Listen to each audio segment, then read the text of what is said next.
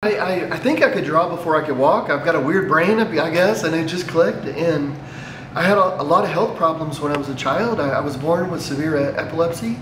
Drawing was a great way to be able to deal with a bad day, but also it's a great way to celebrate a good day. So I would draw every day. And then when I was in college, I ended up losing my eyesight. And I didn't give art a second thought. I thought, well, you know, I'm blind. It's visual art. You know, vision's the first word in that, so it's got to be pretty important. So it didn't even occur to me to try to draw. And after about a year, though, of learning how to use a white cane and learning how to use your hands to do the work that your eyes would normally do, to be able to understand where you are, to spatially orient, to make mental maps, I started thinking, well, my goodness, you know, walking down a city street is a lot like a line, and when it crosses another street, it's like those two lines cross, and you know exactly where you are in the city.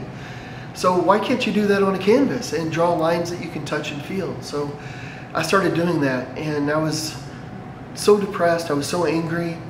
Art had always been my way of getting out of that in the past, and I just started drawing, and there weren't blind artists. Like, it wasn't a thing that was out there at the time, so I thought I was nuts. I thought I was just crazy, so I didn't really tell people. Even my first shows, I didn't tell people I was blind, and the shows that did well, I would hang the art and I would go away. We are just so excited to have artist John Bramblitt here working on our mural outside of the museum. We change out our mural every 2 years. We knew that we were coming up on Disability Pride Month, and so when we were talking about, you know, the mural and what that could look like, we were thinking about, okay, well, are there artists that we can bring in that are within this community and are representative of this community? Artwork and the people around me, it just got me out of the darkness. Before I lost my eyesight, I could draw the blueprints for a house, I could do portrait work, but I never painted. I didn't think I'd be a good painter, but so I didn't have the courage to try when I was sighted. I didn't even think to try it, but I loved drawing. But so by the time that I lost my eyesight, I knew composition, I knew drawing, I knew all of this, and I started learning how to do everything in new ways. Like, you learn how to eat without knocking your glass over all the time. How to cook. Oh my goodness, there's so many hot, pokey, sharp things in a kitchen, but you learn how to deal with that. And you start learning how to travel. So everything you learned at different ways to do it. And so it was the same with art. So I started coming up with different ways to be able to achieve the same goal. So I started using my hands to be able to do the work that my eyes used to do. So instead of using your eyes to know where you are on a canvas and where you've been, if you're a person with a visual impairment, you're going to use your hands to know where you are in a room.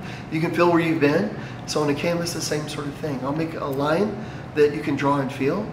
And so you can feel the lines. Every paint stroke I make, the mural's a little different, but on my studio work, it's a lot more textural. So you can feel all the paint strokes. And so you can feel where you've been. So you can let your hands do the work that your eyes would normally do. With this mural in particular, I wanted it to be a celebration of color. I wanted it to be a welcoming, you know, visual for children, especially, that are walking up to the museum, and to be able to give a voice for people with disabilities, and, you know, and just feel included and welcome. And at the Taubman, they have so many programs for people, for it to be inclusive, to welcome people in.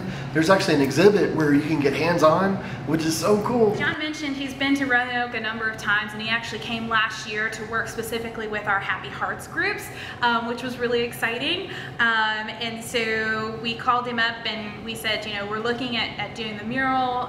You know, we are coming up on our 75th anniversary in 2026, and this mural is going to go, you know, right up until that point.